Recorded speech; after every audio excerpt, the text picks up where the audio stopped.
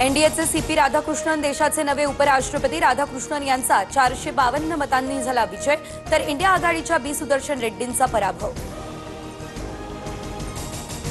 India आघाडीची 14 मतं फुटल्याचा अंदाज. उमेदवार बी सुदर्शन रेड्डी यांना 300 खासदारांकडून मतदान.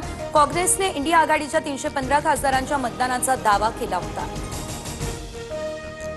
मला विश्वास आहे की सीपी राधाकृष्णन उत्कृष्ट उपराष्ट्रपती असतील. आपली संवैधानिक मूल्य बळकट करून संसदीय चर्चा वाढवतील. पंतप्रधान मोदींकडून नवनिर्वाचित उपराष्ट्रपती राधाकृष्णन यांना शुभेच्छा. वातावरण तयार करून तोंडावर पडायचं अशी विरोधकांची अवस्था. एनडीएचे मत फोडू असं सांगितलं, मात्र यांना स्वतःची मतं राखता आली नाही. सीपी राधाकृष्णन यांच्या विजयानंतर मुख्यमंत्री फडणवीसांना इंडिया आघाडीला खोचक तुला.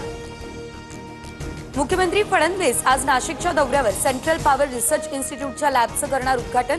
विद्युत मंत्रालयाच्या लॅबमुळे 10 MVM पर्यंतचे परीक्षण आता नाशिकला होणार.